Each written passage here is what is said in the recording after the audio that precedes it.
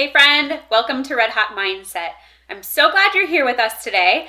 And today I am actually bringing on a special guest. And this guest happens to be my husband because we're going to be talking about marriage.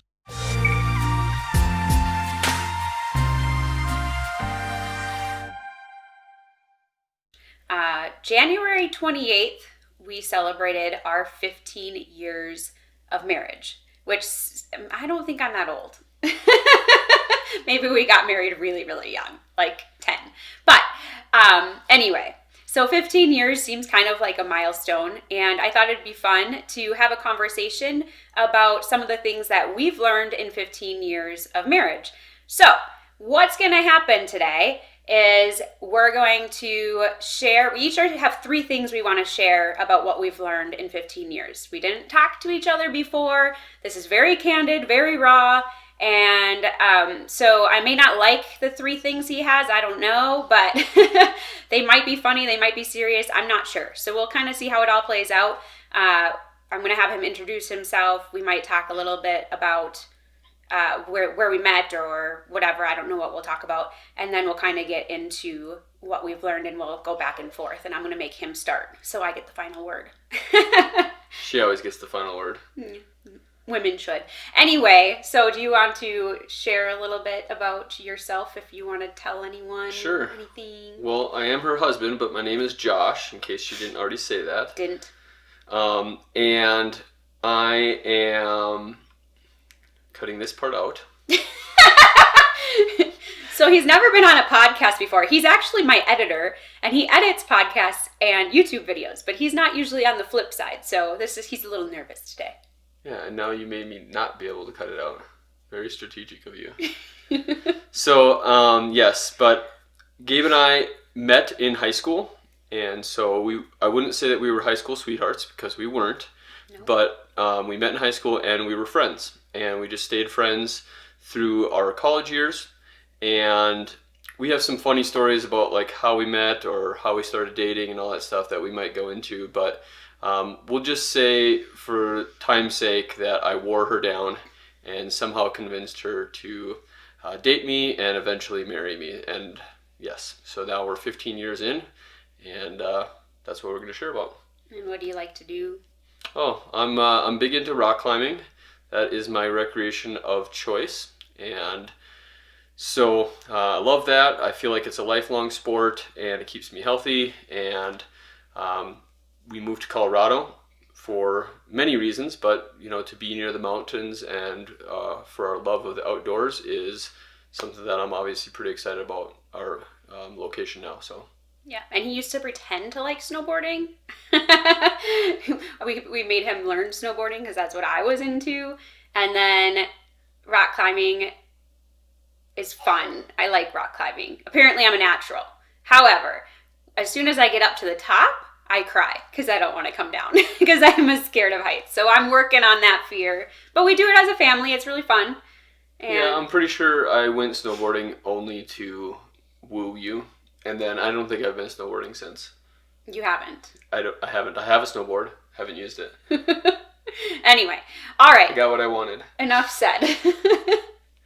So we officially met in high school, but we were both a part of a student ministry called Student Venture.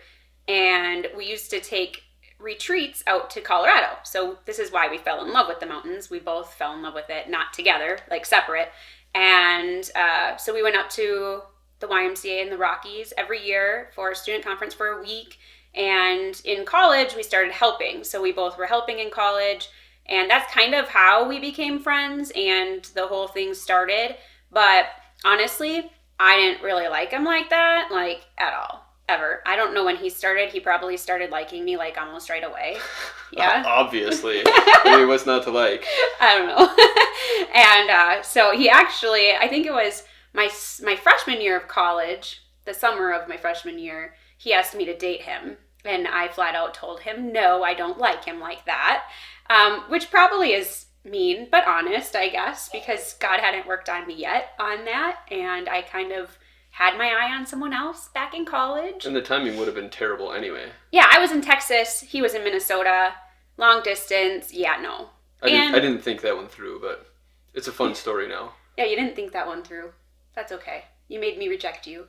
But apparently he was persistent, and the middle of my junior year, no, middle of my junior year, we were at a conference helping in Minnesota, and God pretty much told me I was going to marry him. And at that point, I still didn't like him, and I was like, no way. And that was kind of an interesting part, but essentially... We spent like every day of your Christmas break we were together, hanging out as friends, before I even asked you to date me.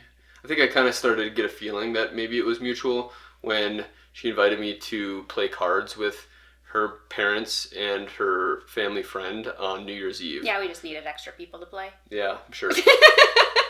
I kind of primed the pump on that one when I asked you to be a date to my friend's wedding. I was a groomsman in my roommate's in college wedding, and she was still in Texas, so in order to get her to agree, I told her I'd buy her a plane ticket back to Minnesota. So, and I still didn't like him like that. He was just my friend, so I was like, oh no, that's gonna start something, or he's gonna think something. But I kind of wanted a plane ticket home, so I thought, well, I'll come home and we'll have fun, I guess. And at that point, I had no thoughts about it. And then it was kind of a whirlwind. We started dating after that wedding, and we dated for exactly a year. We got engaged like 5 months later, and then got married exactly a year later. Yeah, it makes it easy to remember our anniversary because it's the same day I asked her to date me. So, and it's on the 28th, which my birthday's on the 28th. And that helps me remember, because I'm not the numbers person. He's the one that's going to remember every little single number, and I don't. So, but anyway, enough about that. So just a little bit about us. Not that it really matters that much, but kind of a fun story maybe. So we knew each other probably about 7 or 8 years before we started dating and got married. And honestly, along the way, there were probably a lot of red flags, a lot of stuff going on, a lot of people who probably said we wouldn't make it. And sometimes I wonder how he's made it so long with me, because I'm not really easy to live with, but we've made it. Likewise. Yeah, that's true. We'll maybe talk about some of that. We have our own tendencies, but I think we're going to get into this. So I'm going to let Josh share his first thing they're not really in any order, and who knows, maybe we have the same things written down, but he's going to share his first thing that he's learned. All right. So the first thing that I want to share that I feel like is one of the major things I've learned in 15 years being married is that when you're married to somebody and you really get to know them, out of all the people in the entire world, you know each other's buttons to push.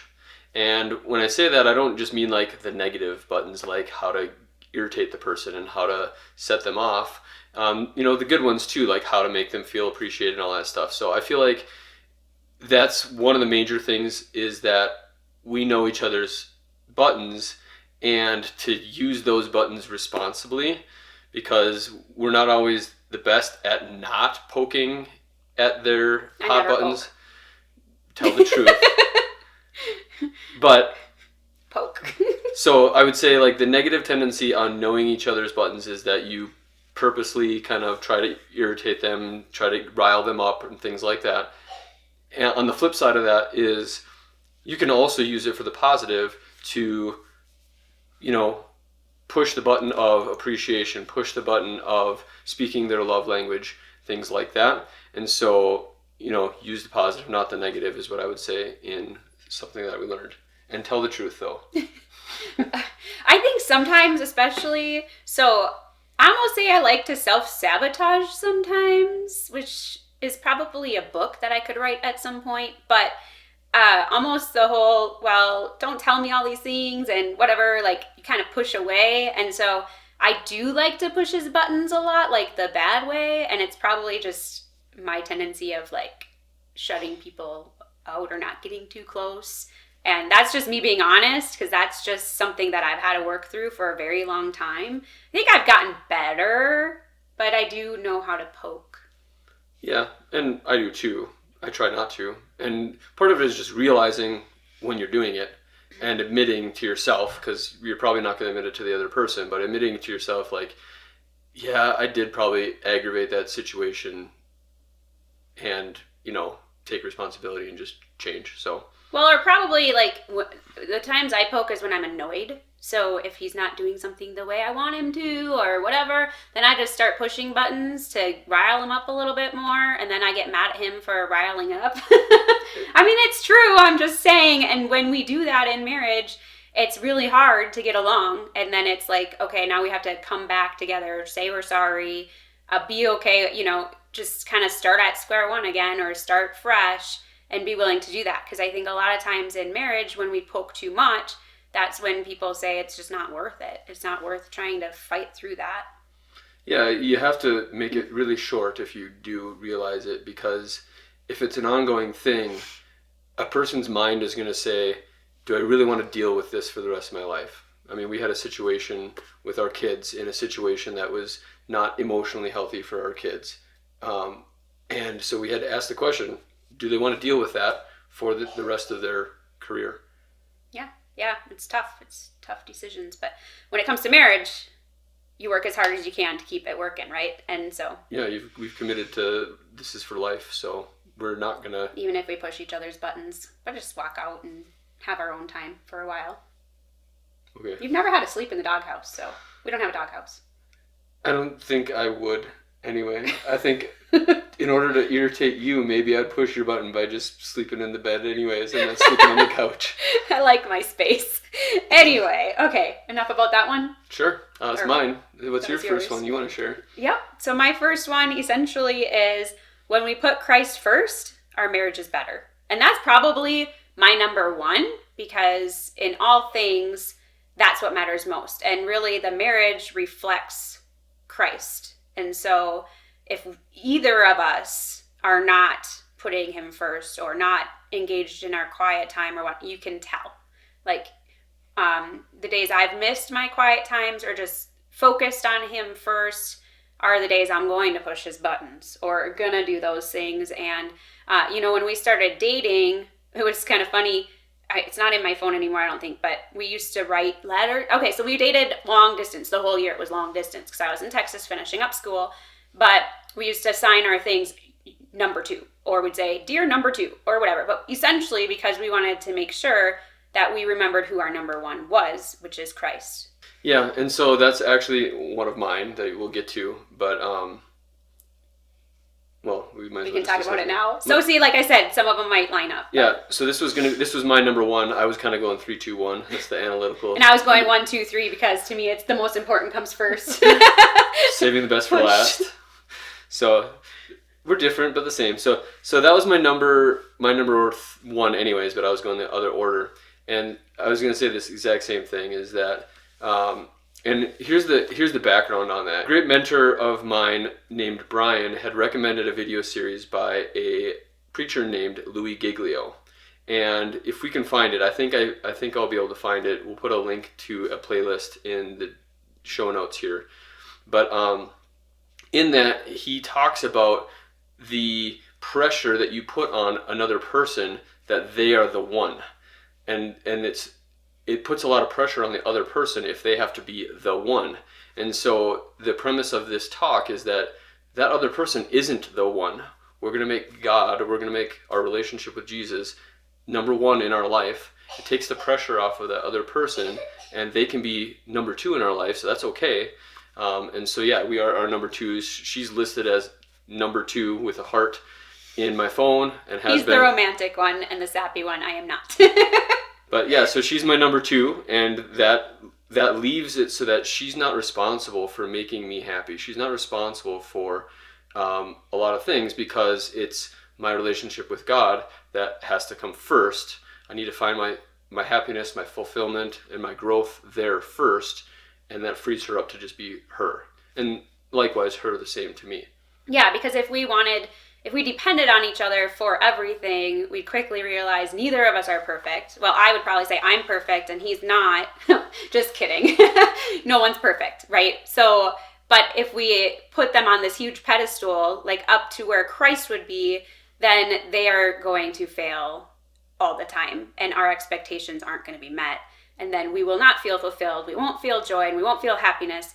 But that doesn't come from the other person. It comes from God meeting our needs. And then the other person is just that mate. It's like the teammate. And the person that you're doing life with, that you can know that you're imperfectly together, right? And so that is number one for me, is Christ comes first. And even with kids, I would say it goes Christ and then marriage and then kids, which we get that out of whack a lot of the time. But we do try to come back to that, to realize when the kids are gone, what's going to be left. And in order to keep the marriage strong, we have to work on our marriage before the kids.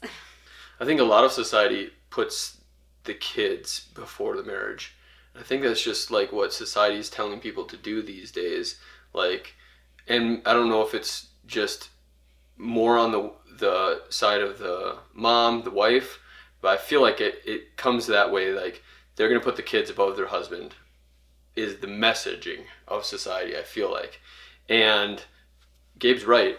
When the kids are grown and they move out, that's why there's so much divorce after the kids are in college or beyond, in my opinion, is because they hadn't been working on their relationship with each other. They don't even really recognize that person anymore when the house is empty. And so, yeah, I mean, I think it's super important that you keep those priorities, and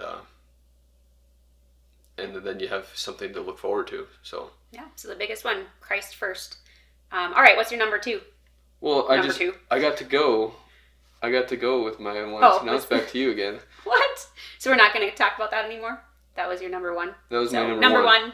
Both of our number ones, just in different orders. So then I guess my number two was that it's not about me, even though I want it to be. Because I think selfishly, we're all innately selfish, so we're thinking about ourselves first and what we want and what we need. And I tend to do that a lot, but I have learned in 15 years of marriage that really it isn't about me. It never has been, it never will be. And I don't know. Yeah, I mean, that's a good one. I think it's human nature that we are selfish, and we have to fight that. Whether it's in a marriage relationship or a friendship or parenting, like, we have to fight that it's not about me. Now, I still think that at times we need to be filled up. We don't need to be self-centered, but we need to work on ourselves. We need to grow ourselves. But, if you don't get your way, not you specifically, but, if a person doesn't get their way, it's not the end of the world. And to be honest, certain people are geared towards giving to other people. They get filled up when they give to other people. So I think that that's something too. Like, there's a lot of fulfillment that can be found in serving others, especially in the marriage. So, there's a lot of happy marriages that happen because I'm not focused on my needs, I'm focusing on her needs, and vice versa. Where it can be hard is when it's one-sided, when one person feels like they're the only ones that are, looking to the other person's needs. So, and I think that happens a lot. Like, even though the other person probably is trying, but especially like for us, our personalities are completely opposite. Our love languages are completely opposite. So I'm not naturally good at words of affirmation or good at all that, like the physical touch and all that stuff, because that's just not what I need. I don't need any of that. I could go without it for probably days or months, I don't know, whatever. But for me, him taking out the trash, because I'm an acts of service person, is saying volumes more than saying, oh, you're so pretty, and that's, it's hard to think about it that way, because for him telling me all the things about that he thinks I want to hear is him filling me up, because that's what he gets filled up. He gets filled up by words of affirmation and stuff. And so, and vice versa, and so for me, I do things. I'm a server, I'm a giver, I'm a doer, and I forget about the other parts that probably will fill him up more. Yeah, we'll probably have to put a link to the 5 Love Languages, because it's been a really great book. Or even if, you read the book once, you get the concept of everyone has love languages. Everybody has something that fills them up, fills up their love tank, I think is how he says it. And it's usually not the same. you marry somebody different than you usually. And so it's usually not the same. And that's where tension comes in the marriage if you don't know that what you're doing is not fulfilling or filling up that other person's. It can be very frustrating to do something, to do what you feel should be showing love to the other person, and to them not feel loved and not reciprocate. It can be very frustrating. And so it's the realization that their language is different than yours. You speak their language, they speak your language, yay. Yeah. And like you said, I mean, I'm not saying that you shouldn't ever be selfish in a way, because we all have needs that need to be met, and we need to fill our tanks in order to give. That's true. But I think in a world, especially for women, the self-love, self-culture of it's about me and I need to do everything for me to be happy, that's where it's gotten wrong. Like, we've gone wrong in that way. No, we fill ourselves up so we can serve others. I mean, Jesus came to serve. He came to serve the world and to help other people. He was never about himself, but he did go get alone. He got alone and he prayed, and he took a lot of time doing that. So he showed us that it's almost like that path. It's we do need our alone time. We need that time to refuel, but it's not for selfish purposes. It's really to be able to give and to serve. Yeah. And I think it goes in cycles. It goes in cycles and over a marriage too. So there's going to be times where it's really easy to be in sync and to be speaking their language and to be focused on the other person. And then a different cycle might be one person is doing all the work, and then a different cycle might be the other person. And so just realizing that it's always going to be work, which I guess would lead into my last one. Is it my turn now? Sure, we can do number 3 for you. Yeah, well, this was number 2, but I messed it up. Our orders. Go figure. It doesn't matter. It's all good. So, but yeah, my next one is that marriages are always going to be work. And you have to just know that. Like, if you just think in your dating time when everybody's on their best behavior and it feels like everything's so smooth and we're soulmates and it's just meant to be and it's never going to be hard, it's going to be hard at times. And, at times? Like every day? Several times. Several times a day? I don't mean several times a day. I do. It's hard. Marriage is hard, and you have to know that. But it's worth it. It's going to take work at all times. Sometimes it's really easy work.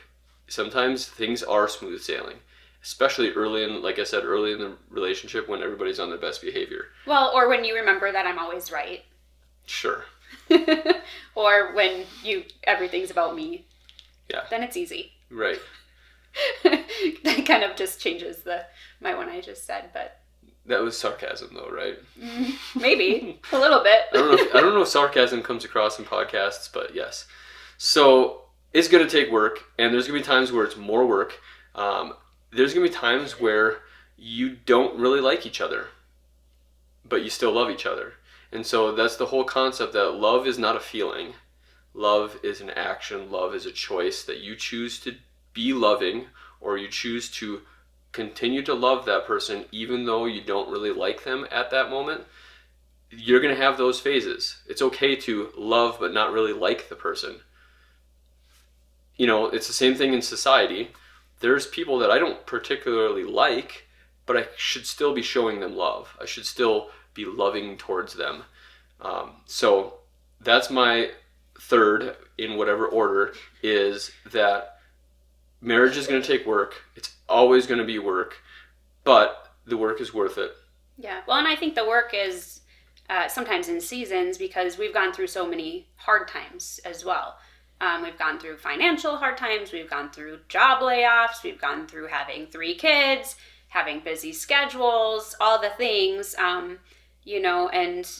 that takes work too, to get through those seasons. Sometimes it would be easier just to call it quits or, just be done with it all. But working through those seasons is also a part of it, I think. Yeah. I mean, I don't really understand people that just decide to call it quits when it gets hard, because I think deep down, you need to know that the grass isn't greener on either side. Your next relationship, if you decided to call it quits, is not just going to just be easy either. And so you just quit something that you invested time and energy into something. I don't understand people that just quit on their marriages. But for different, for just for reason just like because that. it's hard. There's a lot of other reasons.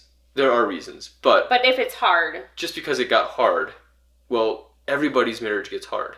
So that is something that I would never want to start over with somebody, to break in somebody new, right? You wouldn't want to have to I already told him he doesn't have to worry about me marrying anyone else, because it ain't happening.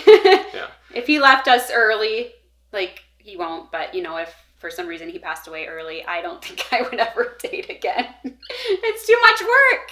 Yeah, it's work. But I mean, and Gabe's right, it is cycles. Like, we had a cycle where I wasn't really happy with the marriage, to be honest. We had been through some financial hard times, like Gabe was mentioning, but also we had been through some, like, we didn't even have time for each other. We were in the same house, but we were basically roommates. We were in the same house. I was by her, but felt lonely all the time. And that was my side of that. And she probably had her own, feelings during that time. And that was a very hard time. I never thought about quitting, but I was just like, is this what our marriage and our life is like for the rest of the time? And, just to talk about that a little bit is, I don't know if this is the direction we were going to go, but it's coming out now, is that I could have said, these are the things that she needs to change, and then that will make it better, our marriage better. I could have focused on her side of it. Not saying that it was all her. I'm just saying, like, that those are the things that I saw, right? But instead, and maybe this was God, working on me, but instead I was led to a path where I would focus on the things that I need to change. Because guess what? You have things too. Everybody has their part that they play in this, and they have to change. So another thing that, just kind of, like, maybe it was a God thing. I won't even say maybe. I know it was a God thing. Is when we got engaged, we were gifted a certificate to go to a Weekend to Remember marriage conference. Now, we decided not to go to it when we were engaged. We decided to wait until after we were married. And that was a great decision, obviously, to wait, in my opinion. Well, it's kind of like, sorry to interrupt you, but it's kind of like, no, I'm not sorry. I interrupt a lot. But it's kind of like when you have marriage counseling, and it's always before you're married, when you're in, like, your honeymoon stage and nothing's wrong anyway. Well, I think they have it wrong, because we should get married and then have counseling. So I think that's kind of what the Weekend to Remember would be like. I think so. I mean, there was a special homework assignment one of the nights. Oh my gosh. If you're listening to this on audio, she just smacked me. But yeah, so when we went early in our marriage, it was definitely within our first year. It was great, and things were good. And I decided to buy a CD set of the conference. It wasn't actually that conference, but it was all the different topics by different speakers, and just had it. And then during this rough patch, I decided that I was going to listen to those CDs, not to find things that she needed to do, but listen to it solely for the things that I needed to change. And I'm not saying that was the miracle thing, but it definitely contributed to us getting out of that. It was the start of the work to get out of that. And I'll say that I think maybe not saved, but bettered our marriage.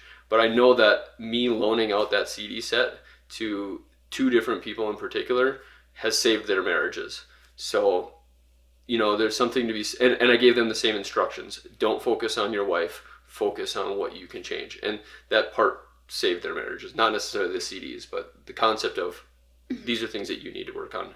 And I think that's hard, because sometimes you, like, read books, and they're, your personal development books or whatever. You're like, oh, my husband needs to read this. And then you, like, set that over by, here's a hint, I need you to read this, or whatever. That doesn't ever work. It really is, like, you need to focus in on what you can control and change yourself. And then in that time, they'll see what you're doing and hopefully catch on and catch fire. to what you're doing. And I don't remember what season you're talking about, but I do remember the season where I felt like I was a single mom because you were gone like 11 weeks of the summer. And that was probably my hardest patch because he'd come home on the weekend and expect things to be the way it was. Well, I've gotten this new routine. Was that the same season? No, it wasn't the same season. But we would be in this different routine with the kids and stuff, and then he'd come in, and it was so hard because then he'd want it to go back to the way it was, but then he'd leave again, and I'd have to go back to, our new routine. So I think that was one of the hardest seasons for me, and I realized that I'm very thankful that he doesn't travel like he did in that summer. Yeah, I mean, that was tough too. And the tough part is we had a hard time understanding why it was tough for the other person until we got out of it and we were able to communicate it. But, she mentioned that it was tough for her because she felt like a single mom. And I was on the road. I was extremely lonely. Yes, I'm a little bit more of the sappy or the emotional person or whatever. And so for me, it wasn't a fun vacation to be on the road traveling for work. It was, it was hard for me to be alone in a hotel rooms, eating alone every day, things like that. And so for me, it was really hard because I was lonely. And I would get these 36-hour turnovers on weekends and then, not feel connected in those 36 hours even. And vice versa. She's like, I'm alone in this. I'm doing everything on my own because she had to. I wasn't happy about that either. The kids had activities. There was so much. It was like, I never got to think about him being gone because I was so busy trying to get them from here to there and homeschool and do all the things. So he was not busy. He was busy when he was working and stuff, but it was like he had all this downtime in a way to be lonely. And I couldn't even really think about him because I was so busy. Right. And so I think that's hard for a lot of marriages is finding out how to put into words or how to communicate to that other person what you're feeling. Because in that season, we didn't do that well where you would tell me how you're feeling, I would tell you what I'm feeling. And so we didn't really understand each other until we were out of it. So. And thankfully we got out of it. Yeah. Seasons change. That's the thing that we have to remember. It takes work, but seasons do change.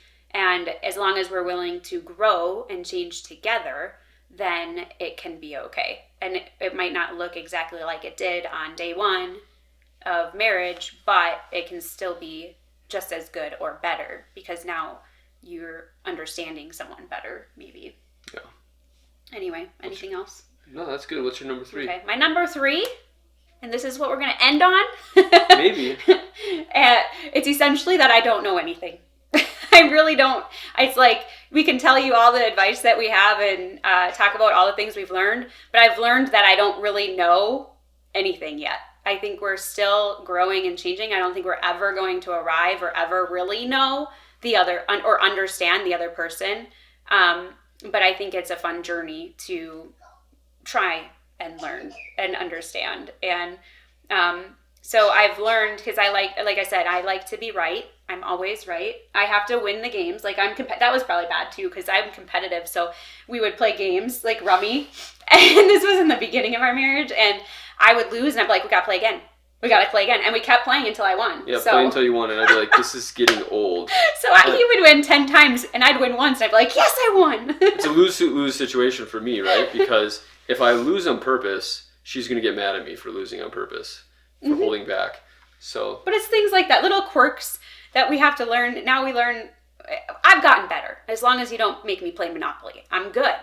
But those kinds of things, you never really arrive. And it's always a growth and a learning. You're always learning and having to be willing to be humble to say that you don't know everything. And actually 2020 really taught me that I really don't know a lot. And a lot of what I thought changed. A lot of the ideas I had changed. And so it's us being open-minded to changing what we think sometimes, or being open to the other person's ideas, or being willing to say, I'm wrong. I don't like doing that. Or apologizing, and that part is probably the part that is one of the biggest things in marriage, is to be able to admit those things. Yeah.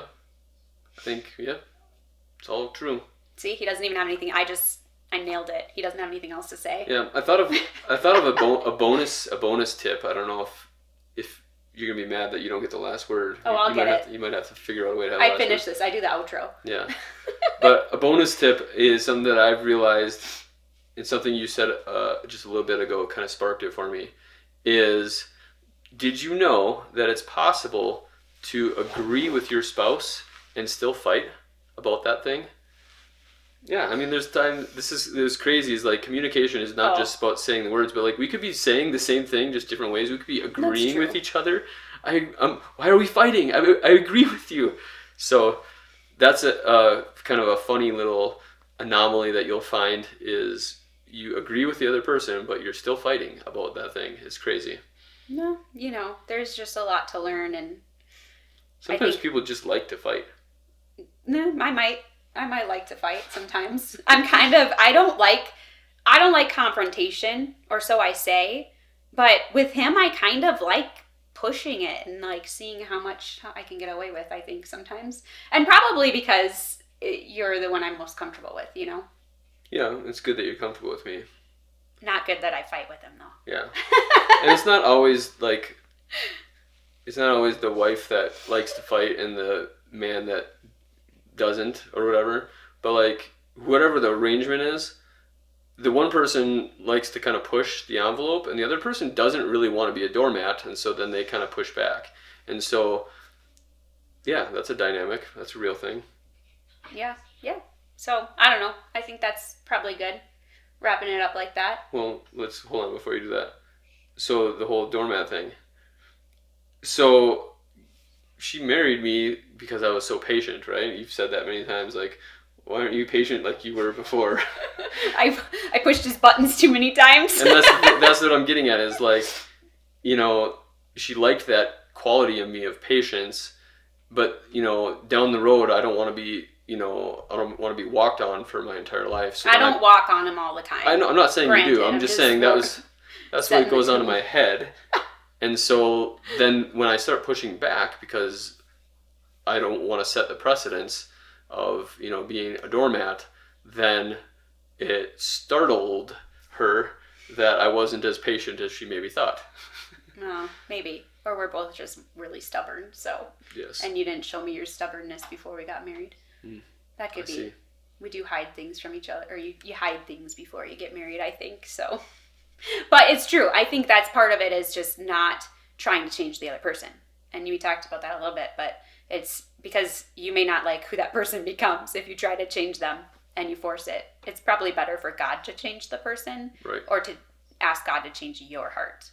And I had, and that's part, actually when we went through rough patches, when I felt like it was a rough patch, I actually started writing gratitudes. Like I wrote down things that I liked about him, even when I was like, I can't stand this man and I don't know why we're together. And so I would come up with something every day, whether we had a good day or not. And it helped me change my mindset about who he was and why he was in my life. And I think that actually was a huge marriage saver for me. Yeah. So there you have it.